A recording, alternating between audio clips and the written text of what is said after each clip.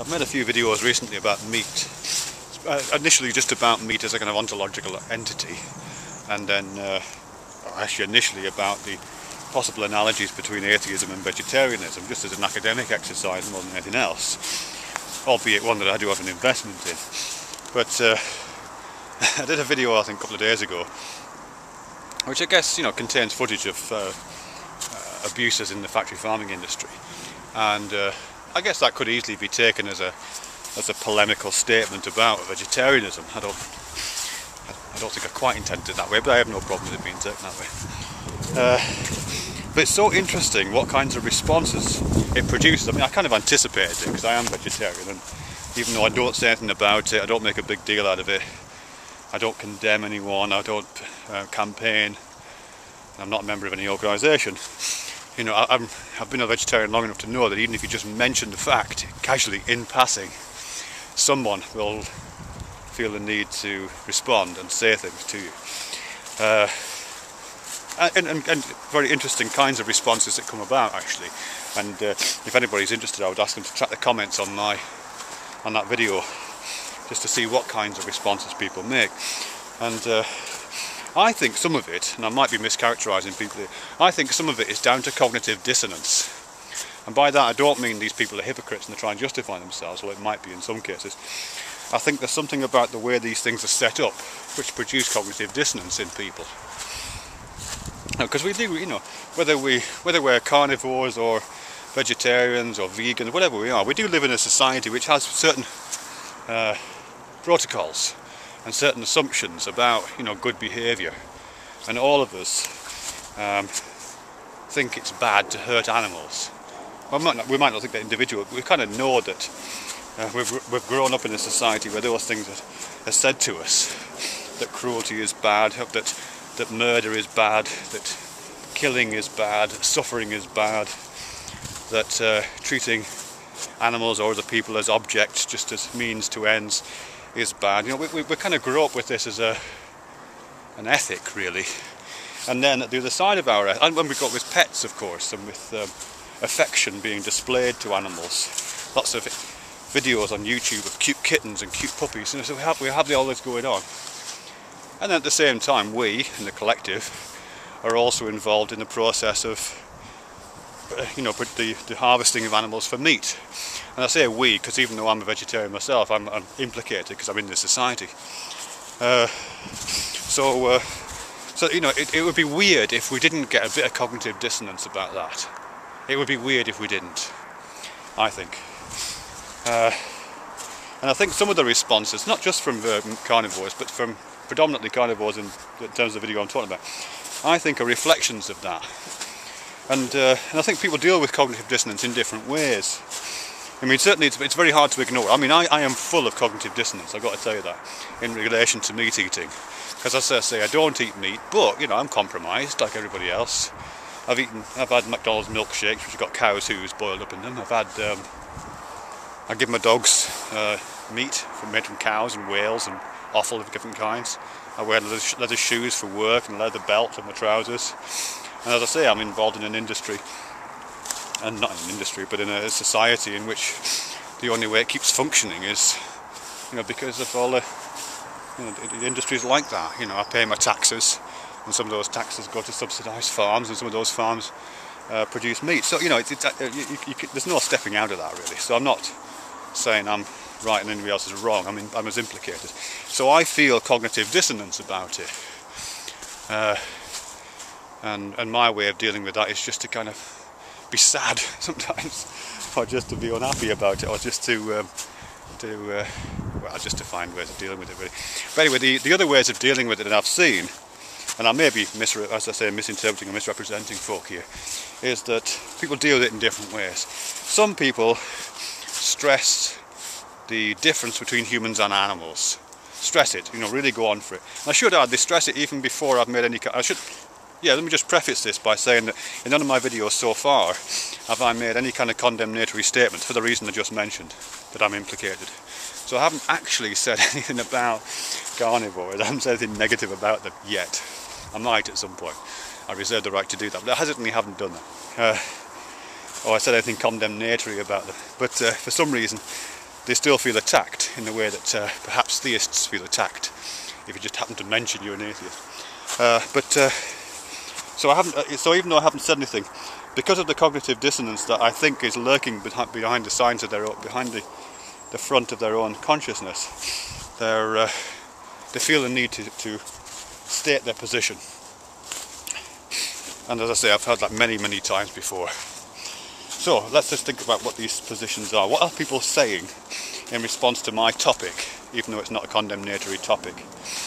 Some people are drawing very harsh lines between humans and animals, denying animals the franchise of human consciousness, which I can understand. You know what I mean? That would kind of work if we have this directive drilled into us by society and just with our own being that sentient creatures suffer, and we should not allow suffering to be in excess. Then one way to relieve that would be to say, well, these things aren't sentient. These creatures are just like automata. You know, that's how people used to talk about it, isn't it? Or automata. Or if you come from a kind of religious background, they're not creatures, they're our possessions, that we have dominion over them. So that would be one way of doing it. You draw a very clear line in the sand. Even though, of course, there's no reason for that. It is refutable just by pointing at pets, or pointing at the DNA evidence, or pointing at evidence that animals do indeed suffer. You can do the refutation thing, but in a sense that's irrelevant. The point is that that's one of the strategies used to reduce cognitive dissonance. Another strategy, I think, is what I'm starting to think of as the Avatar strategy. That movie Avatar, which I absolutely hated as a film.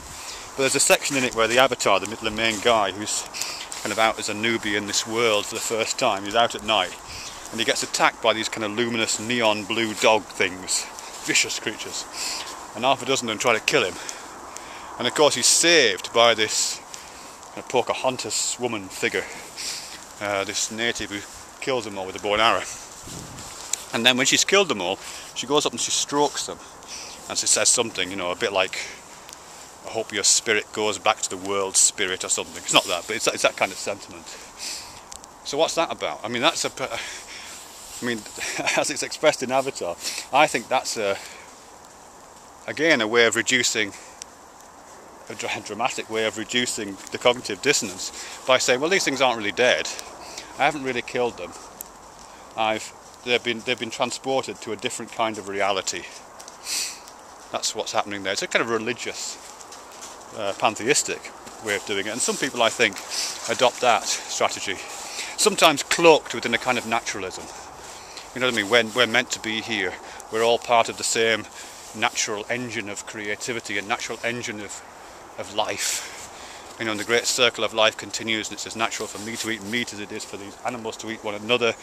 And the great circle of life, there's hints of pantheism there and hints of kind of Avatar logic, which I think are an attempt to stop yourself feeling quite so bad you've just killed something really painfully. So that's another one.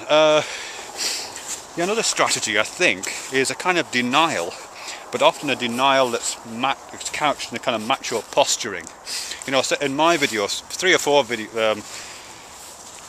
4 comments just told me that what they were eating at that moment. I'm eating a burger right now, I'm having a bacon sandwich right now. Meat is tasty. Yeah.